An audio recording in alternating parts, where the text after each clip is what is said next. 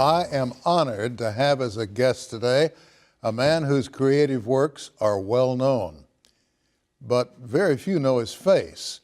However, before I introduce him, I want to take you back a few years to a time when most television and radio stations were locally owned. Take a look at this picture.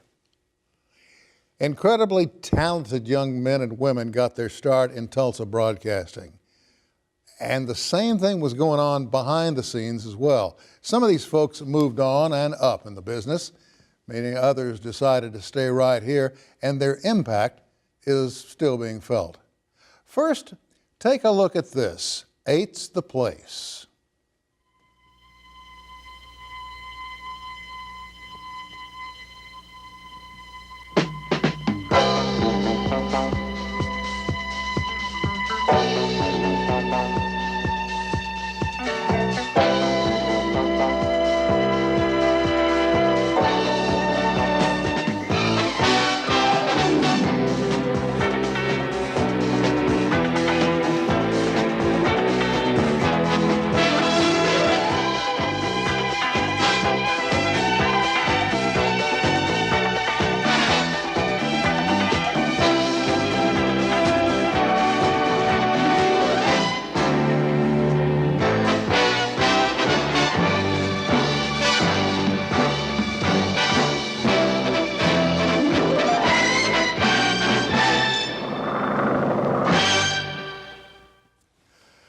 Looks familiar, doesn't it?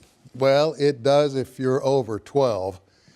You got to remember it played a major role in KTUL Channel 8's hold on the top slot in the ratings. The man responsible for a lot of the visual image is today's guest, Monte Toon. Welcome, my friend. Thank you, Sam. It's good to be here. Good to have you on board. Good to be you here. and the late Carl Bartholomew. Yeah. We worked together on that. 1976, I think, is when we broke the Eight's the Place. And so that the folks at home understand, graphic artist, that was your job at Channel 8. Right. Let's go back a little bit before that, though. Where are you from originally? Where were you born? Well, I was born in Fredonia, Kansas, back in the 40s. And we lived up there for a little while and then moved to Coffeyville. Really claim Coffeyville as my hometown. We moved there in probably 45, 46, and was able to go through the schools there and up to about the 8th grade. Mm-hmm. And then we moved to Chanute, Kansas, and still a Kansan. Then I moved back to Coffeyville in my senior year of high school, so I was able to graduate from Coffeyville. In our discussions earlier, you were talking about the fact that your folks in your family, your dad played guitar and harmonica. Yes. You had, what, two brothers? Two brothers and a sister. Both the brothers talented? Well, in their own way. My oldest brother, David, he was a musician also, along with being a wood carver, a very talented individual that explored about anything that caught his interest, and most everything did. What about your sister? Well, she moved away, Sam. She moved away probably in 1946, 47, and I didn't really know her. You know, I was 5, 6 years old at the time. So she moved to New York and started her family up there. You would eventually go on, finish high school, college? Yes. What'd you major in?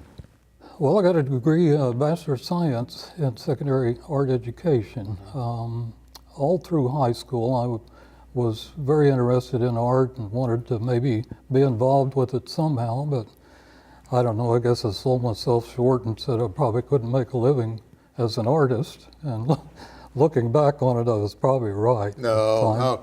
Folks, I want you to stay with us now because you're going to see what this man can do, what he's really capable of doing now that he's officially retired. You left Channel 8 after 31 years? 31 years in 2004. Along the way, you went through the military. What branch? Yes. Navy, Naval Aviation. Mm-hmm. Did you do much in the way of artwork when you were in the military?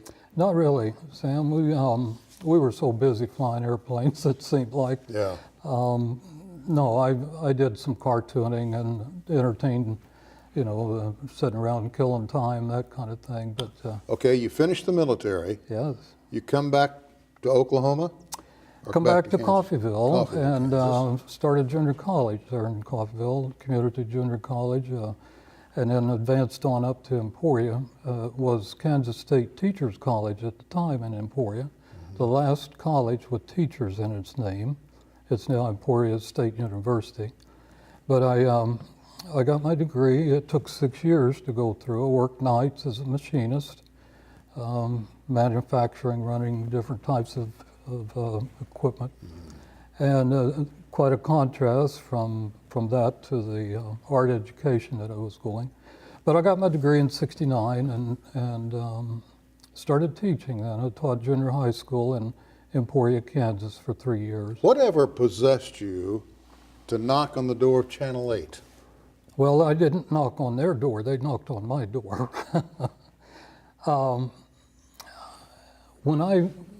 After I finished 3 years of teaching, I really wanted to do the work. I wanted to be an artist. And I'd heard about Oklahoma State Tech at that time. It was called, it's Oklahoma State University Institute of Technology now at Okmulgee. And I had heard that it's one of the finest graphic arts program in the Midwest. So we moved to Tulsa, and I went down there on a Monday and went back the next day as a student. It didn't take me long to determine this is where I need to be. So because I had my degree, I was able to get through in 3 years, in 3 semesters. It's set up on 6 trimesters. Sure. So in a year's time, I got it. Betty Boyd was the Community Affairs Director at Channel 8. My Lord, Betty Boyd Yeah. helped me get started. And so did Bob Hauer, who hired you. Yes, he did. Both were friends of mine. Yes. Betty came down to do a Miss Tech pageant judging, and I had my portfolio on the wall, and she told our director, Carlisle Wall, Monty should come up and apply for a job at Channel 8. We have a assistant art director's position open. So I did, and I got the job, and that was in 1973. Bob Hauer hired you, didn't Yes, he? he did. Yes, All he right. did. We've got a couple of minutes before we have to take a break, and I want to share with the folks at home some of the work that you do away from television. Yes. All right? Yeah. And folks, stay with me now on this because we're going to go from picture to picture. Monty, you can see the monitor there. Yes. And we're just going to hit them, and you give me a line or two about what we're seeing. Well, these are all watercolors, original watercolors. As I mentioned to you before, watercolor, the main thing about it is any white that you see in the painting is the white of the paper. And these are images that I have worked over the years. That's a long time ago. That's probably 1973, one of my first paintings out of Colorado. And that one has sold. It resides down in a beautiful home down in South Tulsa near Bixby. That's an image from Maine. This is the Eldred Rock Lighthouse up in Alaska. My wife and I just got back from a major tour up there, and beautiful old lighthouse. That building was in Coffeyville, Kansas for many years, where the armory is now. It stood there with 2 other large barns. That painting's in Topeka, Kansas.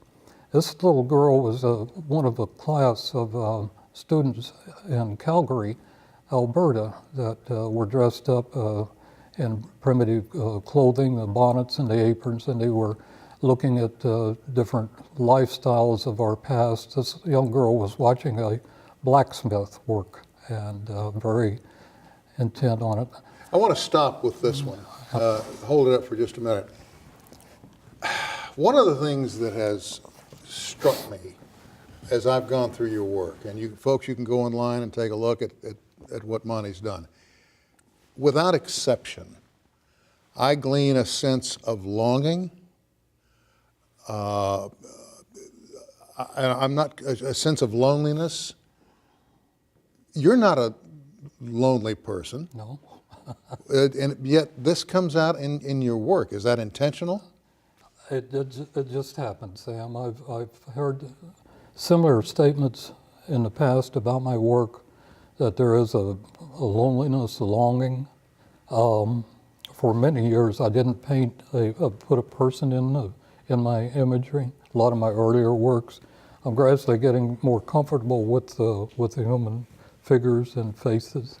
But no, I've had that statement before. But I must tell you that's your statement is probably the epitome of that recognition of Well, loneliness. you're gifted. You're obviously a Thank very you. gifted individual. And Monte, we're going to take a short break. All right. And we'll come back with more from Monte Toon right after this. Things are almost ready. So you'll be at 3rd and Boulder Saturday at 10 a.m. Now watch Channel 8 for the biggest trip.